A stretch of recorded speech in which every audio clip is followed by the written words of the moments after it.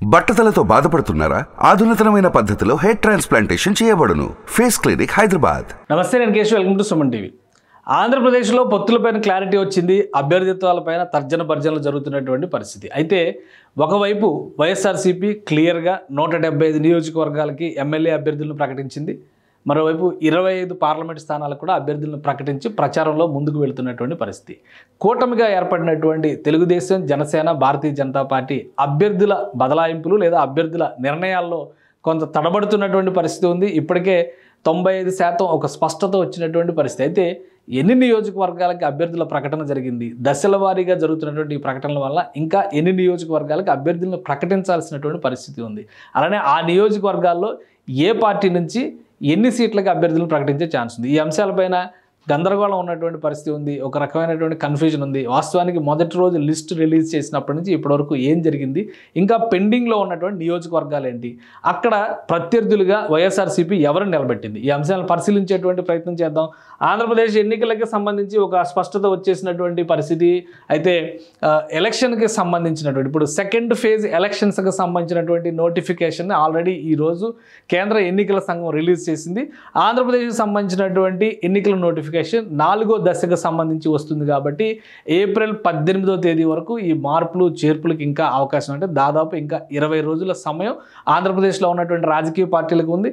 ఆ తర్వాత మరొక 20 రోజులు ఎన్నికలకు సంబంధించినటువంటి ప్రక్రియ జరుగుతుంది. అంటే మొత్తంగా 40 నుంచి 45 రోజుల సమయం ఉన్నటువంటి నేపథ్యంలో ఓవరాల్గా ఇప్పటివరకు అనౌన్స్ చేసినటువంటి లిస్ట్ను ఒకసారి మనం పరిశీలించొద్దాం. ఆంధ్రప్రదేశ్లో మొత్తం ఉన్నటువంటి అసెంబ్లీ నియోజకవర్గాలు, ఎందుకంటే పార్లమెంటరీ నియోజకవర్గాలపైన ఒక స్పష్టత వచ్చేసింది.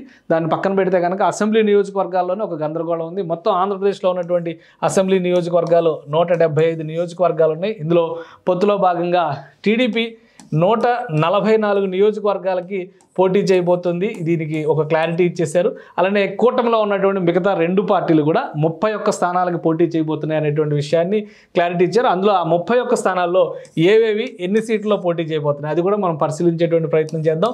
జనసేన పార్టీకి సంబంధించి 21 స్థానాలు, అలానే భారతీయ జనతా పార్టీకి సంబంధించి 10 స్థానాలకి అభ్యర్థుల ప్రకటన చేయాల్సినటువంటి అవసరం ఉంది. సో ఇందులో ఓవరాల్గా first list, second list, third list కలిపి తెలుగుదేశం పార్టీ ఇప్పటికీ 139 నియోజకవర్గాలకి అభ్యర్థులను ప్రకటించింది. ఎందుకంటే మొదటి లిస్టులో 94 సీట్లు, అలానే రెండో లిస్టులో 34 సీట్లు, అలానే మూడో లిస్టులో 11 సీట్లకు సంబంధించినటువంటి అభ్యర్థుల్ని తెలుగుదేశం పార్టీ ప్రకటించేసింది.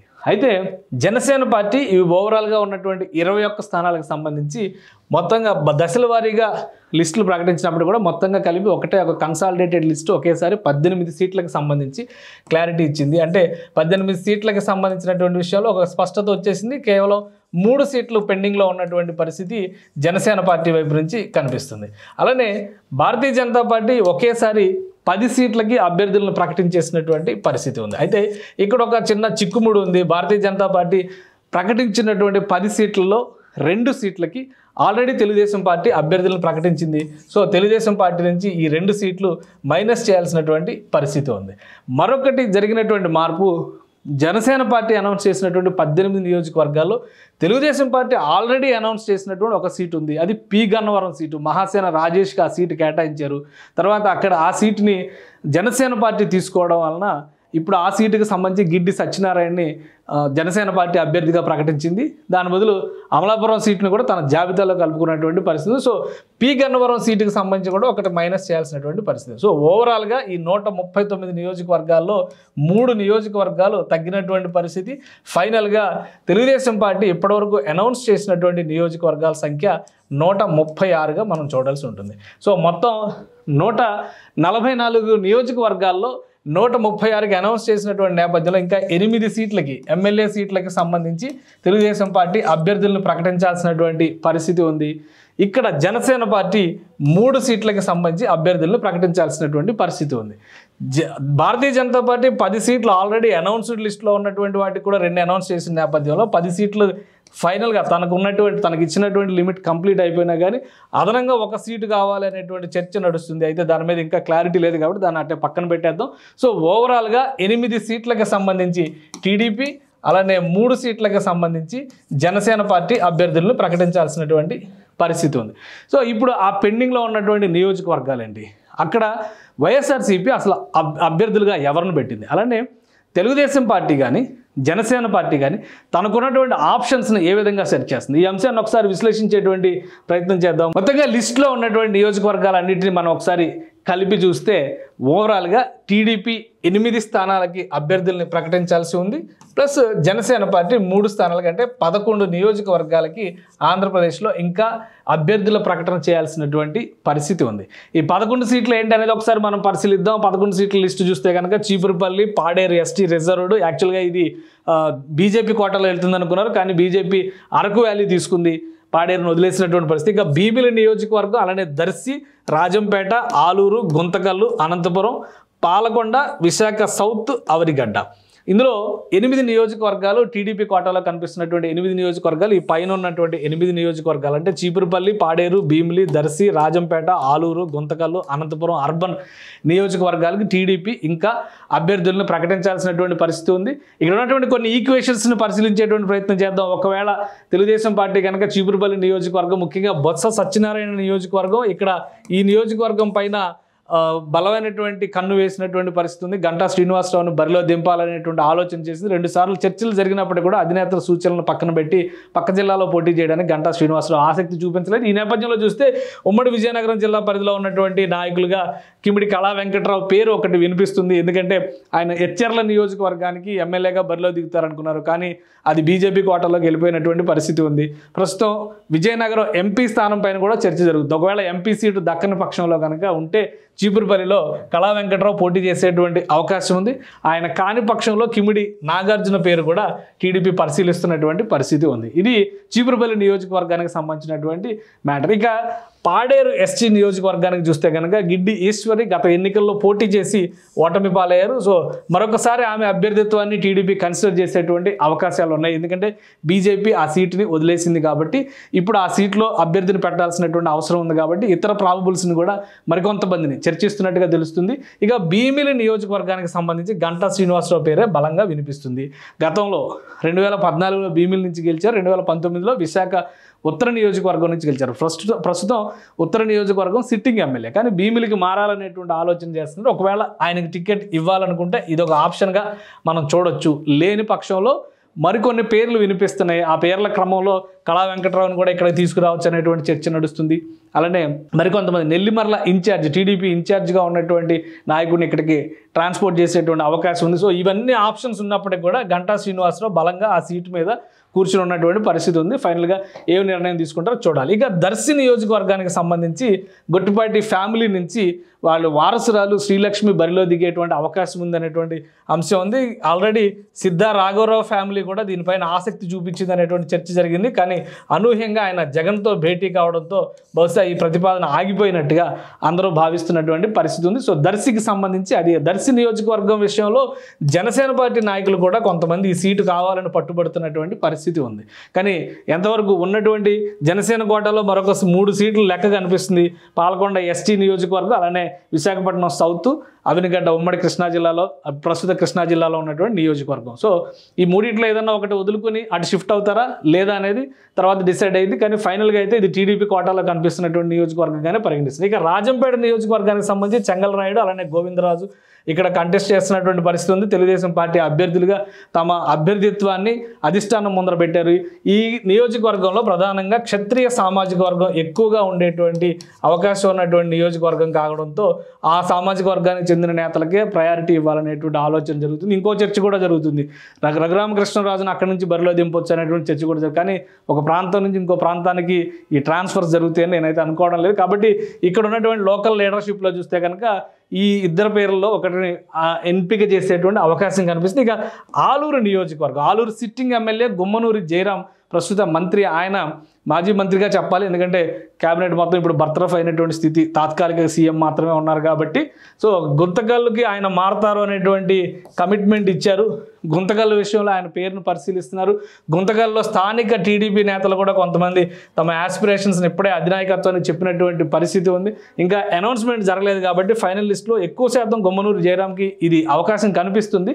కానీ ఆలూరు పరిధిలో ఉన్నటువంటి నియోజకవర్గాల్లో వైకుంఠం మల్లికార్జున ఆయన ఫ్యామిలీకి సంబంధించి, అంటే ఆయన కానీ ఆయన సోదరుడి భార్య కానీ ఇలా 2-3 ఆప్షన్స్ ఉన్నాయి. ఆ వైకుంఠం ఫ్యామిలీ నుంచి ఒకరిని తీసుకునే అవకాశం కనిపిస్తుంది. ఇంకోటి బీసీ సామాజిక వర్గానికి చెందినటువంటి వాళ్ళ కోణంలో చూస్తే కనుక వీరభద్ర గౌడకి అవకాశం ఇచ్చేటువంటి ఛాన్సెస్ ఉన్నాయి. సో ఈ పేర్లన్నీ కూడా తెలుగుదేశం పార్టీ అంతర్లీనంగా పరిశీలిస్తున్నటువంటి పరిస్థితి ఉంది. అలానే ఆలూరు సీటు బీజేపీకి కేటాయించాలనేటువంటి డిమాండ్ కూడా ఒకటి ఉంది. ఒకవేళ మరొక అదనపు సీటు అంటే రాజమండ్రిలో ఎక్కడ కూడా, అంటే తూర్పుగోదావరి పశ్చిమ గోదావరి జిల్లాలో అకామిడేట్ కాకపోతే అక్కడ కూడా చర్చ నడుస్తుంది. ఎందుకంటే రాజమండ్రి అర్బన్ ఇచ్చేయాలనేటువంటిది, అర్బన్లో ఆల్రెడీ తెలుగుదేశం సిట్టింగ్ ఎమ్మెల్యే ఉన్నటువంటి పరిస్థితి, రూరల్లో కూడా తెలుగుదేశం సిట్టింగ్ ఎమ్మెల్యే ఉన్నటువంటి పరిస్థితి. సో ఆ నియోజకవర్గాలు ఇచ్చేందుకు తెలుగుదేశం అంత ఆషామాషిగా అంగీకరించేటువంటి పరిస్థితి కనిపించడం లేదు. ఇంకొక ఆప్షన్ కూడా చూపిస్తున్నారు, ఏంటంటే సోము వీర్రాజుని ఎలా అయినా బరిలోకి నిలపాలి అని అంటే కనుక ఆ 2 కాని పక్షంలో కాకినాడ ఎంపీ సీట్ ఇచ్చేయండి అని కూడా అడుగుతున్నారు. జనసేన పార్టీకి ఆల్రెడీ 3 లోక్సభ స్థానాలు అనుకున్నది 1 కట్ అయిపోయింది, అది కూడా బీజేపీ వల్లనే.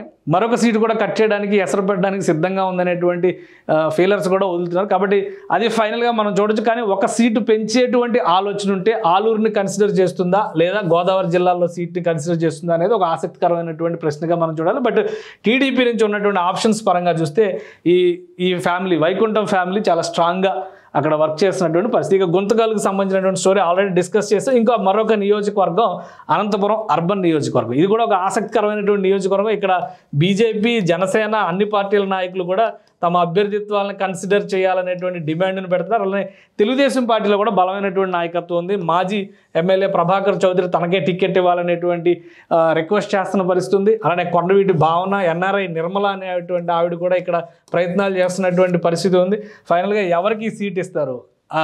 ఈ పెండింగ్లో ఉన్నటువంటి 8 నియోజకవర్గాల లిస్టులో అనంతపురం అర్బన్ కూడా కీలకమైనటువంటి స్థానం. కాబట్టి ఫైనల్ అలైన్మెంట్స్ ఎవరి వైపు వస్తాయి అనేది వేచి చూడాలి. ఇది తెలుగుదేశం పార్టీకి సంబంధించినంత వరకు మనం ఈ పార్టీని కనుక కన్సిడర్ చేస్తే ఈ 8 నియోజకవర్గాలకు సంబంధించినటువంటి అభ్యర్థుల్ని తెలుగుదేశం పార్టీ బహుశా 1-2 రోజుల్లో 30వ తారీఖు లోపు అనౌన్స్ చేయాలి. ఎందుకంటే పవన్ కళ్యాణ్ కూడా అదే విధంగా ప్లానింగ్ చేసుకుంటున్నారు. కాబట్టి 30వ తారీఖు లోపు ఈ 8 సీట్లకు సంబంధించి ఒక క్లారిటీ ఇవ్వడం, అలానే ఇందులో బీజేపీకి కేటాయించాల్సినటువంటి పరిస్థితి ఉన్న ఇతర సీట్లతో బదలాయింపు చేయాల్సినటువంటి అవసరం ఉన్నా కానీ ఈ సీట్లతోనే ఒక ఫైనల్ కన్క్లూజన్ ఇచ్చే అవకాశం ఉంది. అలానే అసంతృప్తుల్ని బుజ్జగించడానికి కూడా ఈ లిస్ట్ అనౌన్స్ చేసే లోపే ప్రక్రియను పూర్తి చేయాలని తెలుగుదేశం పార్టీ ఆశిస్తున్నటువంటి పరిస్థితి ఉంది. సో మొత్తం కన్క్లూడ్ అయిన తర్వాత ఒక క్లారిటీ వస్తుందని మనం భావించవచ్చు. ఇక జనసేన పార్టీకి సంబంధించిన ఈక్వేషన్ చూద్దాం. పాలకొండ ఎస్టీ నియోజకవర్గం ఇది. వాస్తవానికి గత ఎన్నికల్లో జనసేన పార్టీ ఈ నియోజకవర్గంలో పోటీ చేయాల, మిత్రపక్షం సిపిఐకి సీటు కేటాయించినటువంటి పరిస్థితి. అక్కడ కూడా నామమాత్రంగా 3-4 వేల ఓట్లు మాత్రమే వచ్చినటువంటి పరిస్థితి. అనూహ్యంగా పొత్తులో భాగంగా ఈ సీట్ని జనసేన పార్టీ తీసుకుంది. ఎందుకు తీసుకుంది అనేది జనసేన పార్టీ నాయకత్వానికి తెలియాలి. కాబట్టి అక్కడ నాయకత్వం ఇప్పుడు అభ్యర్థిని వెతికేటువంటి పనిలో ఉంది. కొంతమందిని అక్కడి నుంచి ఔత్సాహికంగా ఉన్నటువంటి వాళ్ళు లోకల్గా సర్వీసెస్ చేస్తున్నటువంటి వాళ్ళతో ఇప్పటికే సంప్రదింపులు జరిగినాయి. అయితే పేర్లు బయటికి రానటువంటి పరిస్థితి. ఎవరికి కేటాయిస్తారో ఇక వేచి చూడాలి. ఇక విశాఖపట్నం సౌత్కు సంబంధించి వంశీకృష్ణ యాదవ్ వైఎస్ఆర్సీపీ నుంచి ఆయన పార్టీలోకి వచ్చారు. ఎమ్మెల్సీ పదవి ఉన్నప్పటికీ కూడా పార్టీలోకి వచ్చి ఆయన జనసేన అభ్యర్థిగా పోటీ చేయాలి, ఎమ్మెల్యేగా ముఖ్యంగా ఆశించినటువంటి పరిస్థితి. కానీ ఇంతవరకు ఆయన సీట్ కన్ఫర్మ్ చెయ్యని పరిస్థితి ఉంది. కాబట్టి ఇది ఒక రకమైనటువంటి ఊగిసలాట ధోరణిగా వంశీకృష్ణ యాదవ్ చాలా సెన్సిటివ్గా ఫీల్ అవుతున్నటువంటి పరిస్థితి. విశాఖ సిటీ ప్రెసిడెంట్గా ఉన్నారు ఆయన. బట్ ఆయన సీట్ మాత్రం ఇంకా కన్క్లూడ్ కాలేదు. ఇంకా అక్కడ లోకల్గా ఇప్పటివరకు పనిచేసినటువంటి కొంతమంది జనసేన పార్టీ నాయకులు కూడా ఆశిస్తున్నారు. కానీ బట్ ఒక పార్టీ నుంచి ఒక పదవిని వదులుకొని వచ్చినటువంటి వాళ్ళకి ప్రాధాన్యం ఇవ్వాలనేటువంటి సంకేతాలు చాలా క్లియర్గా కనిపిస్తున్నటువంటి పరిస్థితి ఉంది, క్రిస్టల్ క్లియర్గా ఉన్నటువంటి పరిస్థితి. సో ఈ సీటు ఆయనకే దక్కొచ్చు అనేటువంటిది. ఫైనల్గా ఏమైనా మార్పులు జరిగితే మళ్ళీ అదొక రకమైనటువంటి అసంతృప్తికి, అసమ్మతికి దారితీసేటువంటి అవకాశాలు కనిపిస్తుంది. ఇక అవినిగడ్డ సీటు ఎడతగిన చర్చగా మారుతున్నటువంటి పరిస్థితి ఉంది. బండిరెడ్డి రామకృష్ణ కృష్ణా జిల్లా జనసేన పార్టీ అధ్యక్షుడు, అలానే వికృతి శ్రీనివాస్ ఆయన కూడా అక్కడ ట్రై చేస్తున్నటువంటి పరిస్థితి ఉంది. వీళ్ళు కాకుండా బాలశౌరి, ఆయన కుమారుడి పేరు కూడా వినిపించింది. బాలశౌరి కూడా అక్కడ నుంచి కంటెస్ట్ చేయాలనేటువంటి ఆలోచన చేస్తున్నారు లోక్సభ సీటు కంటే. ఎందుకంటే మచిలీపట్నం ఎంపీ సీటు కంటే కూడా, బందర్ ఎంపీ సీటు కంటే కూడా ఆయన ఇక్కడ నుంచి ఎంపీ కంటే ఎమ్మెల్యే కంటెస్ట్ చేయడమే ఎక్కువ ఆసక్తి చూపిస్తున్నారు అనేటువంటి చర్చ జరుగుతుంది. కానీ 2 లోక్సభ స్థానాల్లో ఇప్పటివరకు జనసేన పార్టీ కాకినాడ మాత్రమే అధికారికంగా ప్రకటన, అది కూడా పవన్ కళ్యాణ్ ఓవరాల్గా చేసినటువంటి ప్రకటన మాత్రమే. ఒక నోట్ రిలీజ్ చేసేటువంటి పద్ధతి ఉంది జనసేన పార్టీలో. ఇంతవరకు ఆ నోట్ అనేది ఎక్కడ కూడా రిలీజ్ కాల. కానీ పవన్ కళ్యాణ్ ఒక మాట చెప్పారు కాబట్టి బహుశా ఆయనే అభ్యర్థి ఉదయ్ శ్రీనివాస్ అనేటువంటి అభిప్రాయం ఉంది. మచిలీపట్నానికి సంబంధించి ఆ అధికారిక మాట రాలేదు, నోటు రాలేదు. కాబట్టి లోక్సభ స్థానం విషయంలో మార్పులు చేర్పులు ఏమైనా ఉంటాయా? ఒకవేళ చేర్పులు మార్పులు ఉంటే బాలశౌరి ఇక్కడికి వచ్చి లోక్సభ స్థానం పరిధిలో ఎవరు పోటీ చేయబోతున్నారు? 2-3 పేర్లు వినిపిస్తున్నాయి. అక్కడ కూడా వంగవీటి రాధాకృష్ణ పేరు చర్చల్లోకి వచ్చింది. ఆయన 2-3 నాయకులను కలిశారు, నాదెండ్ల మనోహర్తో భేటీ అయ్యారు, బాలశౌరితో భేటీ అయ్యారు. కాబట్టి ఆయన అభ్యర్థి కావచ్చు అనేటువంటి ప్రచారం జరిగింది. ఆయన ఎంపీ అభ్యర్థిగా పోటీ చేయడానికి సుముఖంగా లేరు అనేటువంటి ఇన్ఫర్మేషన్ వచ్చింది. ఆ తర్వాత విజయనగరం అనకాపల్లిలో పోటీ చేస్తారనుకుని వెనక్కి తగ్గినటువంటి నాగబాబుని తీసుకొస్తున్నారు. ఎందుకంటే ఇక్కడ కాపు సామాజిక వర్గ ప్రాబల్యం ఎక్కువగా ఉంటుంది బందర్ లోక్సభ సీటుకి సంబంధించి. సో అక్కడి నుంచి నాగబాబును బరిలో దింపేటువంటి అవకాశం ఉంది అనేటువంటి ప్రచారం జరుగుతుంది. ఫైనల్గా ఈ ముగింపు, ఈ లోక్సభ సీటుకి సంబంధించినటువంటి ముగింపు మీదే ఇక్కడ అవినగడ్డ సీటు విషయం కూడా ముడిపడి ఉన్నట్టుగా కనిపిస్తుంది. ఇది కూటమిలో మిగతా పార్టీలతో పోల్చి చూసినప్పుడు భారతీయ జనతా పార్టీ తనకి ఇచ్చినటువంటి కోటాను పూర్తి చేసింది. అదనంగా ఇంకేమైనా వస్తాయా అనేటువంటి లాబింగ్ చేస్తున్నటువంటి పరిస్థితుల్లో భారతీయ జనతా పార్టీ ఉంది. ఇక జనసేన పార్టీ తనకు వచ్చినటువంటి సీట్లకు అభ్యర్థుల్ని ప్రకటించకుండా తాత్సారం చేయడం వల్ల దాన్ని ఒక అడ్వాంటేజ్గా భారతీయ జనతా పార్టీ మార్చుకుని మరొక 2 సీట్లు తీసుకుంటుందా అనేటువంటి చర్చ కూడా జరుగుతుంది. కాబట్టి జనసేన పార్టీ వీళ్ళని తొందరగా దీన్ని అనౌన్స్మెంట్ చేయాల్సినటువంటి అవసరం ఉంది.